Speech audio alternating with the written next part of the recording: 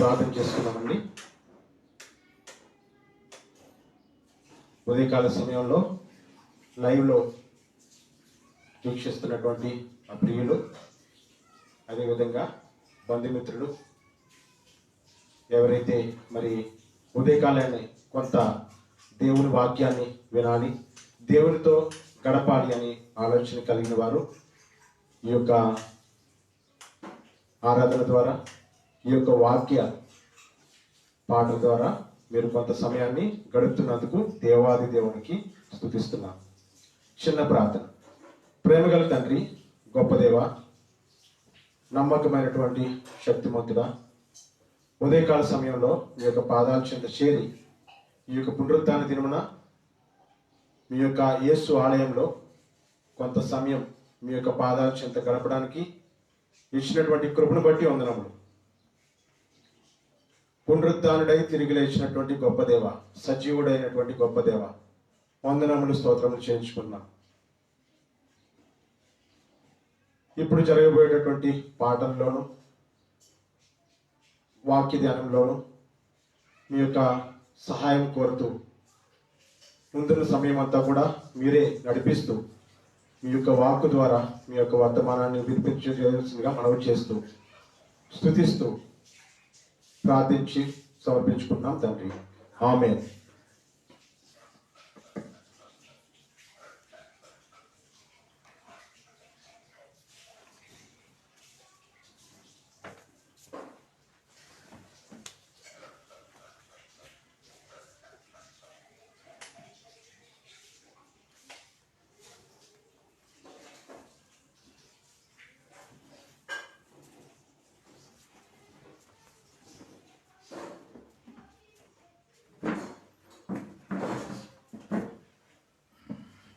చిన్న పాట పాడుకొని మరి దైవదర్శనం ద్వారా మనం వర్తమానం వినబోతున్నాం.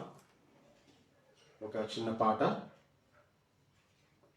కీర్తన పాడుకుందాం. పాట సంఖ్య 722, సాంగ్ నెంబర్ 722. పాట సంఖ్య 722, సియోను గీతములు, పాట సంఖ్య 722, ఓల్డ్ సాంగ్ బుక్లో నుంచి 790, 790.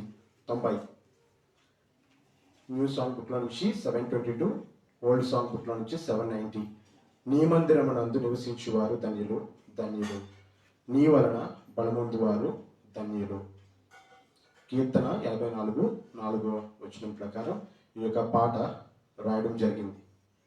ఈ యొక్క పాట పాడుతుండగా ఎవరైతే ఏకీభవిస్తున్నారో వారంతా కూడా కలిసి మీ సమయాన్ని గమనంలోకి పెట్టి ఈ యొక్క పాట ద్వారా కూడా దేవుణ్ణి మహింపరచవలసిందిగా మనవి చేస్తున్నాం.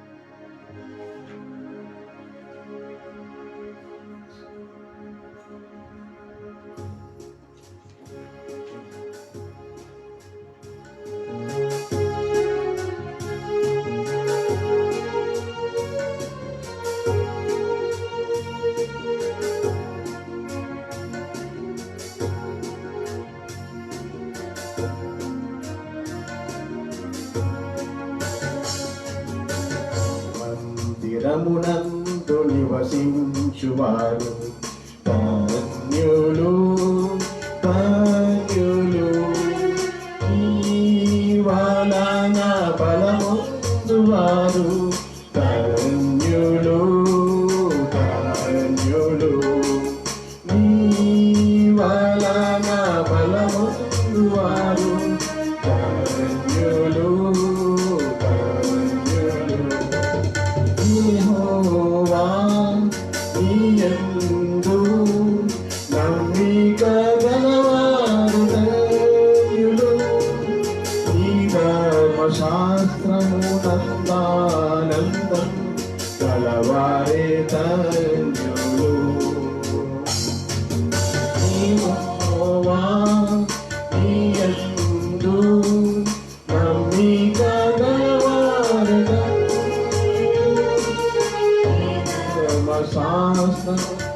సదానందం గలవారే ధన్యులు. నీ మందిరమునందు నివసించువారు ధన్యులు ధన్యులు. నీ వలన బలమొందువారు ధన్యులు ధన్యులు. నీ కొరకు ఆకలిదప్పులు కలిగిన వారే ధన్యులు. ఆత్మ విషయంపై దీనులుగా వారే ధన్యులు. నీతి కొరకు ఆకలిదప్పులు కలిగిన వారే ధన్యులు. ఆత్మ విషయంపై దీనులుగా ఉన్నవారే ధన్యులు. మందిరమునందు నివసించువారు ధన్యులు ధన్యులు. నీ వలన బలమొందువారు ధన్యులు ధన్యులు. హృదయశుద్ధి కనికరము కలిగియున్నవారు ధన్యులు. సాత్వికులు సమాధాన పరచువారే ధన్యులు. హృదయశుద్ధి కనికరము కలిగియున్నవారు ధన్యులు. సాత్వికులు సమాధాన పరచువారే ధన్యులు. మందిరమునందు నివసించువారు ధన్యులు ధన్యులు. నీ వలన బలవంతువారు ధన్యులు ధన్యులు. క్రీస్తు కొరకు శ్రమలందోచు నిందింపబడువారు ధన్యులు. నీ మీద చెడు మాటలు పలుకునప్పుడే ధన్యులు. కొరకు శ్రమలందోచు నిందింపబడువారు ధన్యులు. నీ మీద చెడు మాటలు పలుకునప్పుడే ధన్యులు. మందిరమునందు నివసించువారు ధన్యులు ధన్యులు. నీ వలన బలమొందువారు ధన్యులు ధన్యులు. నిమిత్తం దారిద్రులై ఆకలిగొనువారే ధన్యులు. సంతోషించి స్తుతించినచో పరలోకంలో ధన్యులు. నిమిత్తం దారిద్రులై ఆకలిగొనువారే ధన్యులు. సంతోషించి స్తుతించినచో పరలోకంలో ధన్యులు. మందిరమునందు నివసించువారు ధన్యులు ధన్యులు. నీ వలన బలమొందువారు ధన్యులు ధన్యులు. వాక్యం కలిగి వాక్యం చదివి ధ్యానించువారే ధన్యులు. రాయబడిన వాక్యం విని కైకొనువారే ధన్యులు. కలిగి వాక్యం చదివి ధ్యానించే వారే ధన్యులు. రాయబడిన వాక్యం విని కైకొను వారే ధన్యులు. ఈ మందిరమునందు నివసించువారు ధన్యులు, ధన్యులు. నీ వలన బలముందువారు ధన్యులు, ధన్యులు. పరలోకంలో చేరుటకు రక్షణ గలవారు ధన్యులు. ప్రభు యేసు క్రీస్తు నందు వారందరూ ధన్యులు. పరలోకంలో చేరుటకు రక్షణ గలవారు ధన్యులు. యేసు క్రీస్తు నందు వారందరూ ధన్యులు.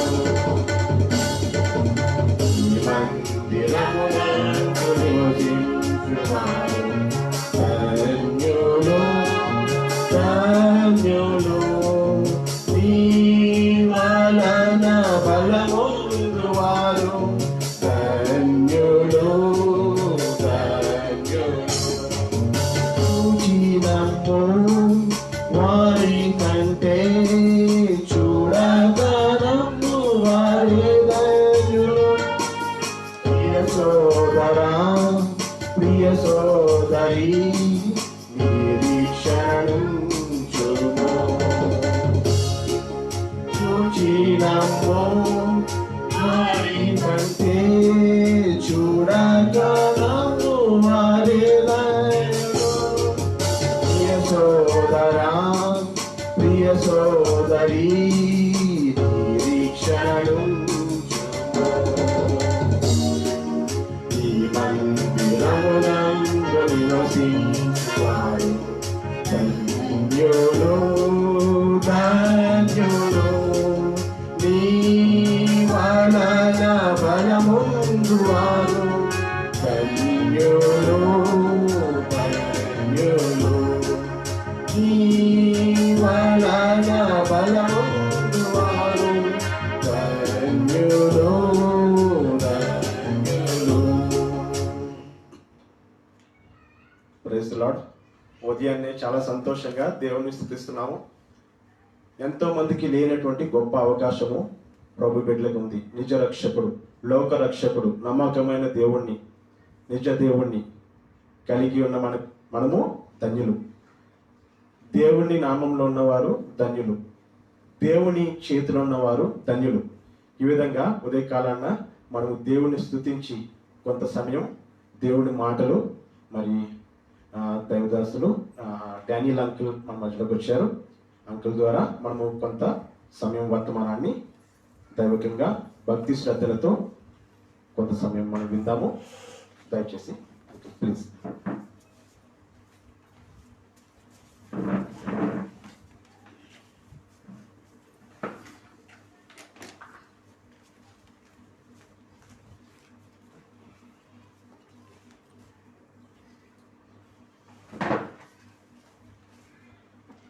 Praise lord.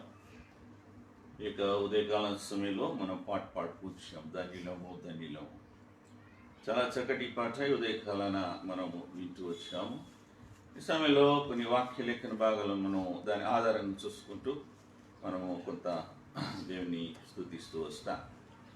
ఈ యొక్క పరిశుద్ధాన్ని ఆయన గణపరచుటకును, స్తుతించుటకును, ఆరాధించుటకై, మైంపరచుటకై ఈ దినాన్ని మనకి ఏర్పాటు చేస్తూ వచ్చినాడు. అందుకు ఉదయకాలాన మన సజీవులుగా ఉంటూ ఒకసారి మనం ఆయన స్తుతించి తిరిగి దినమంతటి కొరకు ఆయన ఆరాధించేవారుగా మనం సిద్ధపరచుకుంటూ వస్తాం.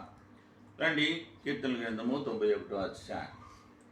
కీర్తనల గ్రంథము 91వ అధ్యాయం 13, 14, 15 వచనాలు.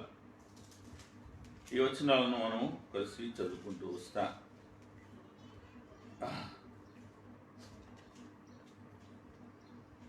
నీవు సింహాసన నాగుపాములను తొక్కెదవు, కొదవ సింహమును భుజంగమును అనగదొక్కెదవు. అతడు నన్ను ప్రేమించుతున్నాడు గనుక నేను అతన్ని తప్పించదను. అతడు నా నామమును గైకిన నెరిగిన వాడు గనుక నేను అతన్ని గణపరిచెదను. 15వ వచనంలో చూసినట్లయితే అతడు నాకు మొరపెట్టగా నేను అతనికి ఉత్తరమిచ్చేదను. శ్రమలో నేను అతనికి తోడై ఉండేదను. అతన్ని విడిపించి అతన్ని గొప్ప చేసేదను. చూడండి, ఉదయకాలనే వాక్య కొరకు మనం ప్రార్థన చేసుకుంటూ వస్తాం. ప్రేమగలిగిన మా తండ్రి, దయగల మా ప్రభువా, సమయంలో నేను ఉదయకాలైన పాటధర మయంపరుస్తూ వచ్చా. ఏ రీతిగా ధన్యులు నీ నామ నిమిత్తము సేవించేవారు, నిందలు నేను దోషులు పాలైన వారు ధన్యులు అంటూ వస్తున్నా. ఏదైనప్పటికీ తండ్రి, మిమ్మల్ని సేవించట్లో ఎంత ఘనమైన కార్యంగా ఉంటుందని గుర్తిరుగుటకు మేము ఒక పాట ద్వారా మీరు మయంపరుస్తూ వచ్చారు. ఈ రీతిగా ఈ సమయంలో వాక్యాన్ని కొన్ని లేఖన భాగాలను ధ్యానిస్తుండగా మీ సన్నిధి మాతో ఉంచమని, మీ కాపుదల దయచేయమని, మీ ఆత్మ ప్రేరేపణ సిద్ధపరచమని ప్రభునేసు నామమున ప్రార్థించడం కూర్చున్నాం తండ్రి, ఆమేన్. ఈ సమయంలో చూసినట్లయితే అక్కడ 14వ వచనంలో మాట్లాడుతూ వస్తున్నాడు. 91:14 అతడు నన్ను ప్రేమించుచున్నాడు గనుక నేను అతన్ని తప్పించేదను. వాటి యొక్క ధన్యతలో ఉన్నప్పుడు, ఎన్నో యొక్క శ్రమలు, ఇబ్బందులు, బాధల్లో, ఇరుకుల్లో ఉన్నప్పుడు ఆయన ఒక మాట మనకు ఆసరాగా ఇస్తూ వస్తున్నాడు. అతడు నన్ను ప్రేమించుతున్నాడు గనుక నేను అతన్ని తప్పించదను అంటూ వస్తున్నాడు. ఒక కుటుంబంలో కుమారులు, తల్లిదండ్రులకు కుమారులు, బిడ్డలు ఉన్నారనుకోండి. వారు శ్రమ పడుతున్నప్పుడు, బాధపడుతున్నప్పుడు, వారు బాధపడుతూ వస్తారని తల్లిదండ్రులు బిడ్డలను బాధపడనీయరు. వారి కొరకై వారి యొక్క ప్రేమను వ్యక్తపరుస్తూ వస్తారు. వారి ఎంత కష్టాల్లో, ఇబ్బందుల్లో, రోదనలో ఉన్నప్పటికీ ఆ యొక్క రోదన, బాధను బిడ్డల వైపు చూపునీరు, బిడ్డలకు కనపరచనీయరు, బిడ్డలకు తెలియపరచనీరు. వారు సంతోషముగానే వారి ఎదుట కనపడుతూ వస్తారు. ఆ రీతిగానే తండ్రి మన పక్షానుగా మన కుమారులుగా ఆయన ఎంచుకుంటూ వచ్చాడు. మనల్ని ఆయన కుమారులుగా ఎంచుకుంటూ వచ్చాడు. ఆయన బిడ్డలుగా ఎంచుకుంటూ, ఆయన సొత్తుగా ఎంచుకుంటూ వచ్చాడు.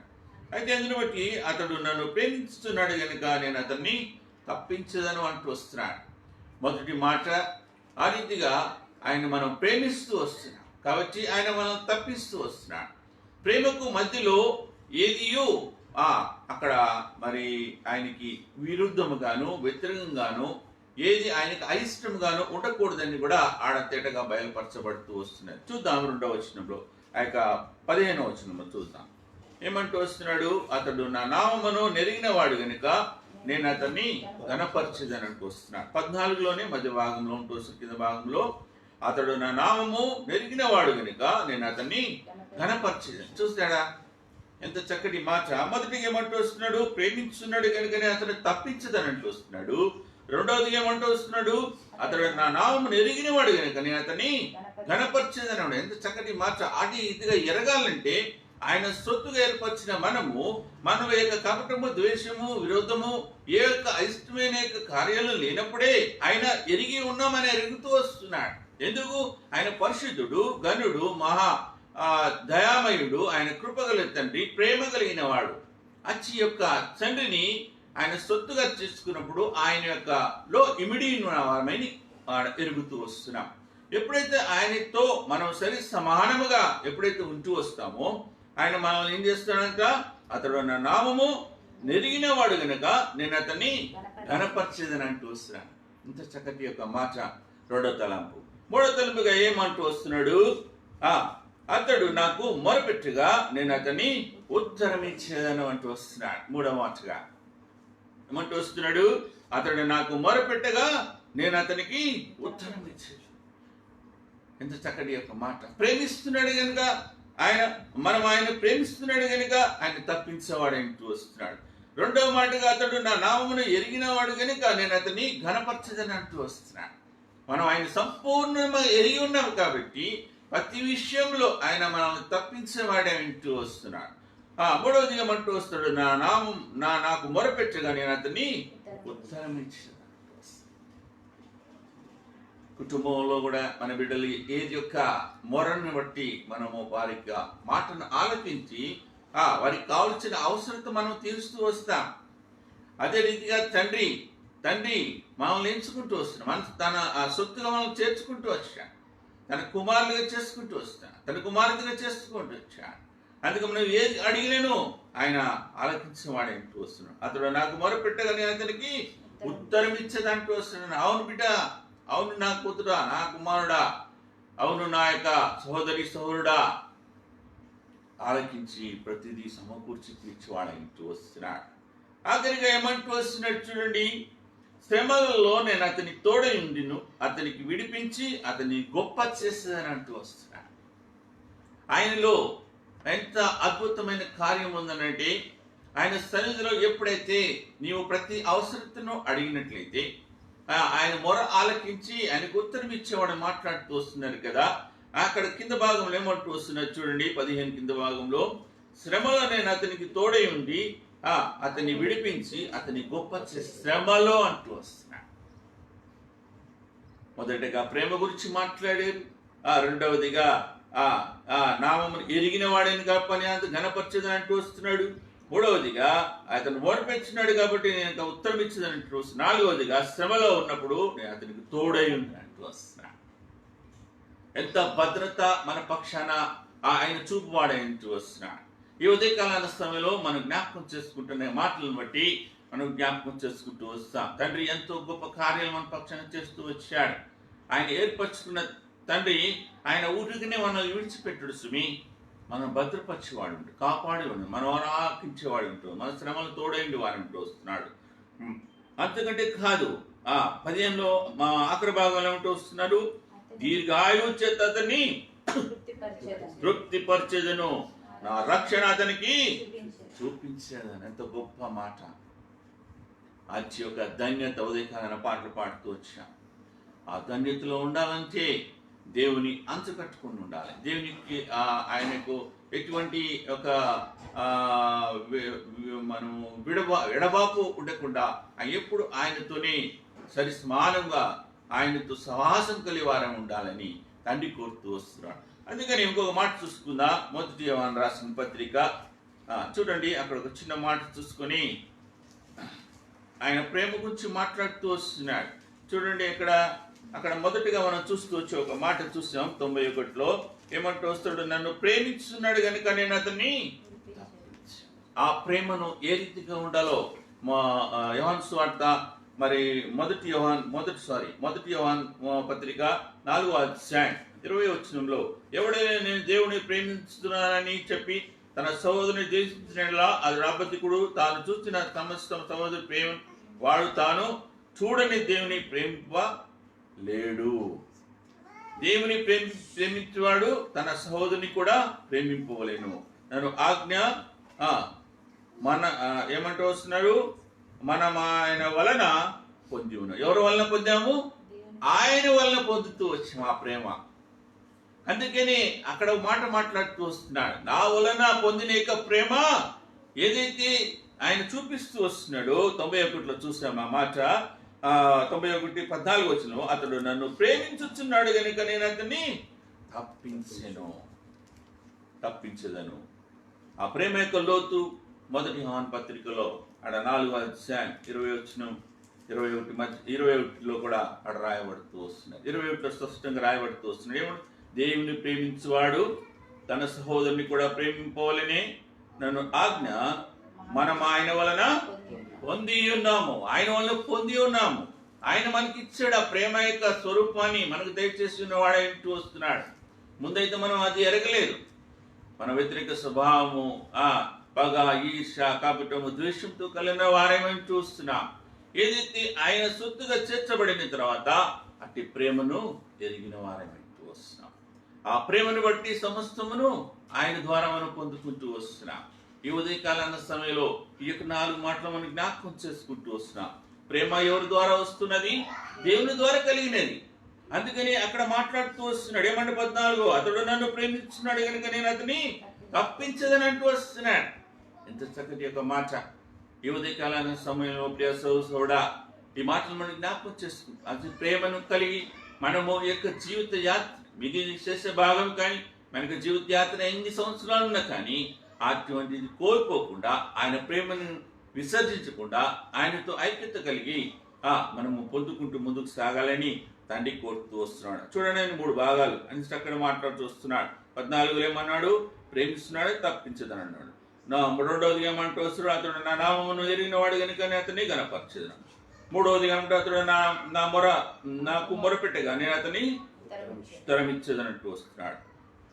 నాలుగవది ఏమంటే శ్రమలో నేను అతనికి తోడై ఉండేదను, అతన్ని విడిపించి అతన్ని గొప్ప చేసేదను. ప్రేమించేవాడు ఆ కార్యాలు చేస్తూ వస్తాడు. కాబట్టి నా ప్రేమ ఆ రీతిగానే ఉండాలని తండ్రి కొడుతూ వస్తున్నాడు ఈ ఉదయకాల సమయంలో. అంటే ప్రేమ కలిగి నీవు, నీ కుటుంబం మరి సంఘం కానీ ప్రతి ఒక్కరు కానీ ఇరుగు పొరుగు వారితో కానీ మీకు సమాధానము, ఐక్యత కలిగి ఉండాలని ఈ ఉదయకాలాన్ని వచనాలు దేవుడు దీవించి ఆశీర్వదించుగాక. వాక్యం దీవించు. ప్రార్థన చేసుకుందాం. ప్రేమ కలిగిన తండ్రి, దగ్గర మా ప్రభా, ఉదయకాలాన్ని ప్రేమ విషయంలో మాట్లాడుతూ వస్తున్నా. ప్రేమ మీ వల్లనే కలుగుతూ వస్తున్నాయి. అతడు నన్ను ప్రేమిస్తున్నాడు కానీ అతన్ని తప్పించదని అంటూ వస్తున్నాం. ఇంత చక్కటి మాట తండ్రి, ఆ ప్రేమ కలిగిన స్వభావం మేము కలిగి నీ కొరకు, నీ రాకడ కొరకు సిద్ధపాటు కలిగి మేము ఆ రీతిగా ఉండలాగానే సిద్ధపరచమని మా ప్రభు రక్షకుని పరిశుద్ధమున ప్రార్థించడం పెట్టుకున్నాం తండ్రి. ఆమేన్. Praise the lord.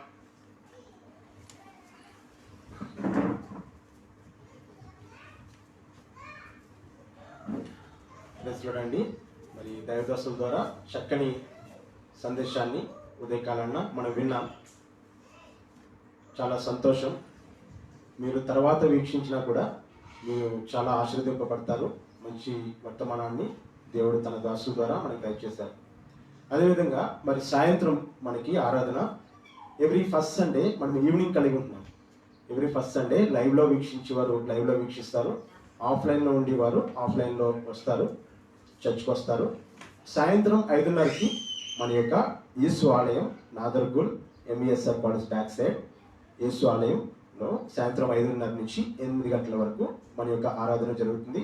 దయచేసి రాగలిగిన వారందరూ కూడా మీ యొక్క మరి ఇరుగు పొరుగు వారిని, నైబర్స్ ఎవరైతే ఉంటారో వారిని కూడా తీసుకొస్తే కొంత సమయం సంతోషంగా దేవుని వాక్యాన్ని, దేవుని పాటల్ని వింటూ దేవుని కనపరుస్తూ వద్దాం. Praise the Lord. Thank you. Praise the lord.